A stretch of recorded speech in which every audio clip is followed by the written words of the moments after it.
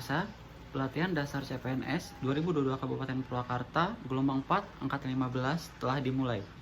Kelompok 4 dari angkatan 15 mendapatkan tugas untuk melakukan wawancara kepada beberapa lapisan masyarakat dari setiap generasi berkenaan dengan wawasan kebangsaan dan bela negara. Baik, hari ini kita sudah terhubung dengan beberapa narasumber kita untuk menjawab pertanyaan dari kelompok 4 angkatan 15 Kabupaten Purwakarta. Langsung saja menuju reporter kita yang pertama, Saudari Ridi Nurfitria dengan narasumber Diva Bintang Maharani. Silakan. Assalamualaikum warahmatullahi wabarakatuh. Saat ini saya sedang bersama narasumber kita dari kalangan pelajar. Pertama-tama mari perkenalkan diri dulu, namanya siapa dan kelas berapa? Perkenalkan, nama saya Diva Bintang Maharani, saya dari kelas 11 SMA. Yang pertama, apa yang kamu ketahui dengan wawasan kebangsaan dan bela negara? Wawasan adalah cara pandang masyarakat terhadap negara menurut Undang-Undang Dasar dan Pancasila. Bela negara ialah membela negara menurut Undang-Undang dan Pancasila. Seberapa penting sih wawasan kebangsaan dan bela negara di kehidupan sehari-hari kamu? Penting banget ya, karena kehidupan sehari-hari mendukung kemajuannya bangsa negara Indonesia. Lanjut, hoax banyak nih ya beredar di lingkungan kita. Gimana sih sikap kamu untuk menyikapi hoax-hoax yang ada sekarang? Biasanya sih aku meneliti lebih dalam tentang berita tersebut yang sedang viral, bahwa itu berita hoax atau real dan tidak langsung memberikan kepada kalangan masyarakat. Terakhir ya, isu-isu apa yang kamu ketahui di lingkungan kamu yang sekarang? Di sekolah aku banyak miskomunikasi terhadap pelajar sehingga mengakibatkan antar pelajar menjadi ribut dan banyak banget berita hoax yang tersebar di pelajar dan masyarakat. Baik, terima kasih. Baik, untuk reporter kita yang kedua ada Saudari Astri Wulandari dengan narasumber Bapak Nasrun Ahmad. Silahkan. Terima kasih Bapak sudah meluangkan waktu. Saya ingin menanyakan kepada Bapak mengenai bela negara. Menurut Bapak, apa itu bela negara? Bela negara itu adalah niat, sikap, tekad, dan perilaku kita untuk menjaga kedaulatan Negara Kesatuan Republik Indonesia. Yang kedua, sebagai seorang nakes, saya ingin tahu bagaimana implementasi bela negara dari sudut pandang seorang nakes. Kaitannya bela negara dengan profesi saya sebagai tenaga kesehatan tentunya pasti sangat erat sekali ya. Apalagi kemarin beberapa tahun terakhir ini kita disibukkan dengan vaksin COVID-19 dan selain itu juga pasien COVID-19.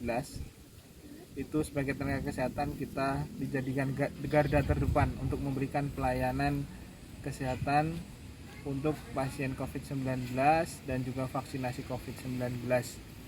Dengan tujuannya apa? Tujuannya agar Indonesia itu terhindar dari COVID-19. Jadi untuk perekonomian dan hal-hal yang ada kaitannya bisa tertangani dengan baik demi kemajuan bangsa Indonesia dan negara Indonesia.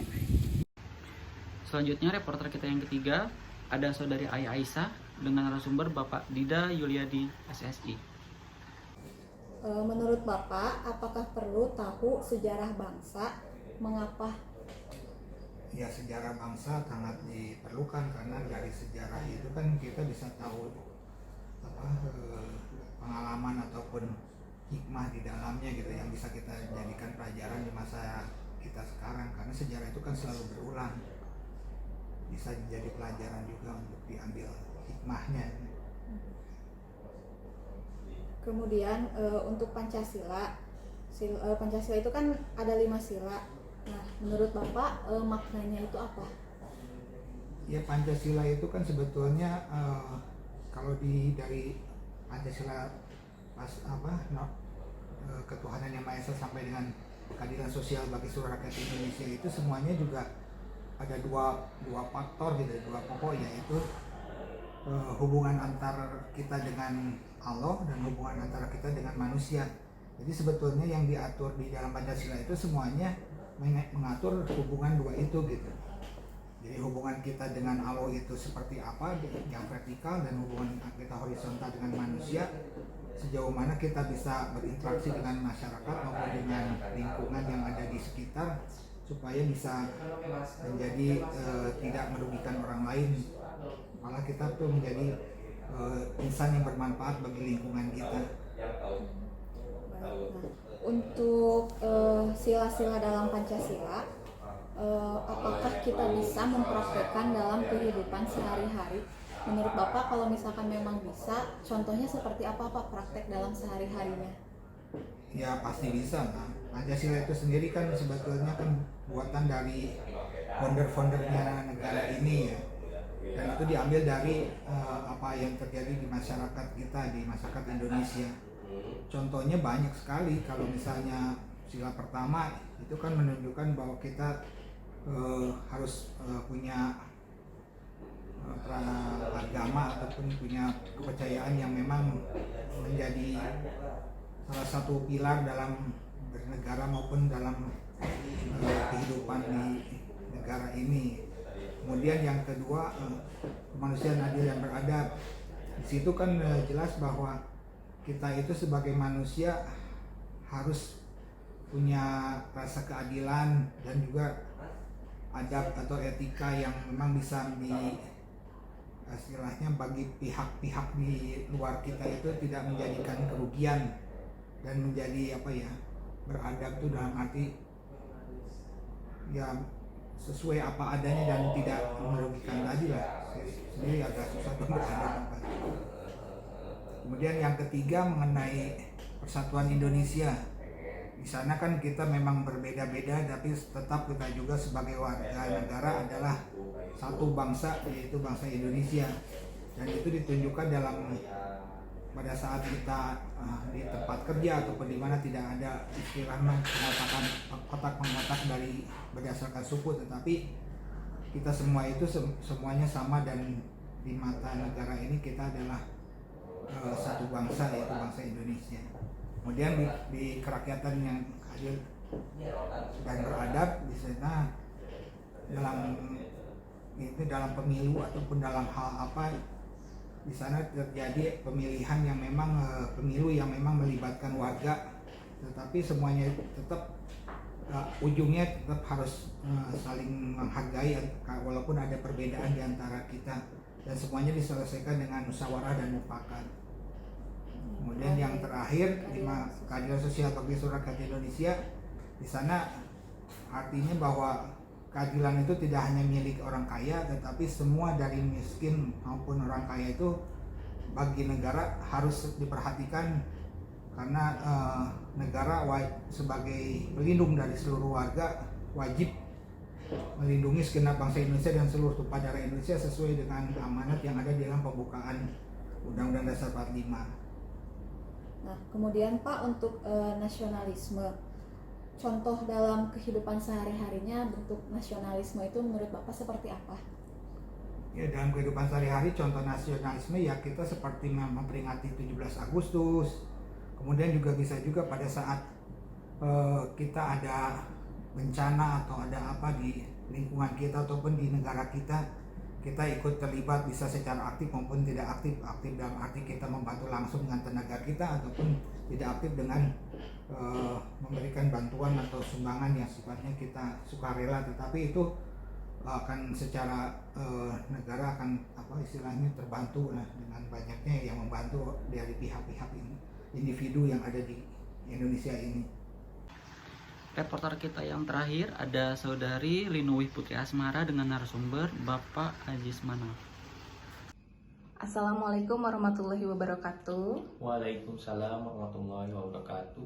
Selamat siang Pak Ajis. Siang. Terima kasih sudah meluangkan waktunya untuk saya wawancarai. Di sini saya ingin bertanya seputar wawasan kebangsaan dan bela negara. Langsung aja ya Pak ya.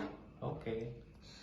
Jadi saya ingin bertanya tentang bagaimana caranya agar generasi muda dapat memiliki wawasan kebangsaan. Berhubung kan Pak Ajis ini masih muda. Gimana Pak?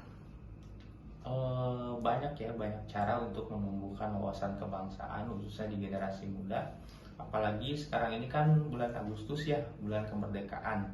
Nah, di mana di setiap depan rumah, di sepanjang jalan, nah kita coba anak-anak itu kita didik untuk misalkan dengan memasang bendera merah putih bareng-bareng atau umbul-umbul bareng-bareng. Nah, di situ juga akan menumbuhkan rasa kebangsaan atau cinta terhadap tanah air. Karena bulan ini, khusus tanggal 17 Agustus merupakan hari kemerdekaan Republik Indonesia. Oke, saya setuju dengan pendapatnya Bapak. Lalu Pak, kira-kira nih apa saja contoh aksi bela negara di lingkungan perumahan ini? Di lingkungan perumahan, di lingkungan rumah, atau di kantor, atau di mana saja?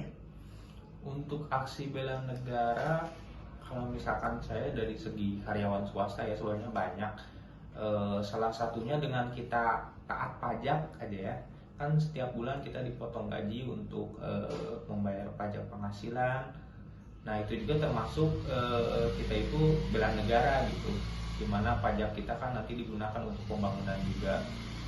Kemudian untuk di lingkungan sekitar, khususnya di perumahan ini, bela negara kita bisa dengan menjaga lingkungan sekitar, misalkan dengan membuang sampah pada tempatnya, kemudian membersihkan lingkungan rumah kita, dan juga bisa juga menyiram tanaman seperti itu, kemudian berolahraga dan juga bersilaturahmi dengan warga di sekitar sini. Oke, yang terakhir Pak, bagaimana jika seseorang nih sama sekali tidak mengerti tentang wawasan kebangsaan, tidak mengerti tentang bela negara, artian untuk negaranya dia sama sekali tidak paham. Apakah ada dampak yang akan timbul di kemudian hari? Gimana menurut Bapak? Jelas pasti dampaknya sangat besar jika khususnya generasi muda ya, jika tidak memiliki wawasan kebangsaan ataupun bela negara. Karena kan sekarang itu udah globalisasi juga, banyak campuran budaya-budaya dari luar. Jadi kalau misalkan kita nggak cinta negara, cinta bangsa dan tanah air, kita akan tergerus oleh negara lain, sehingga budaya kita pun sedikit demi sedikit akan hilang. Ambil simpelnya aja, sekarang kan saya tinggal di Purwakarta gitu ya, di Jawa Barat khususnya. Nah, anak-anak itu kalau saya rasa udah jarang gitu yang bisa bahasa tradisional, bahasa Sunda. Maka dari itu kita juga harus mengembangkan budaya dan tradisi di lingkungan kita, seperti itu. Terima kasih kepada para reporter, juga seluruh narasumber yang sudah berkenan memberikan informasi kepada seluruh pemirsa. Kesimpulan dari berita hari ini, bela negara merupakan sebuah semangat berani berkorban demi tanah air dan demi keutuhan suatu negara. Bela negara adalah wujud kepedulian terhadap negara dan masa depan suatu bangsa sangatlah ditentukan oleh para pemuda, baik yang masih berstatus sebagai pelajar, mahasiswa, maupun yang sudah bekerja. Oleh karena itu, mari jaga bangsa kita dengan bela negara dan menambah wawasan kebangsaan. Sekian liputan berita kali ini. Terima kasih.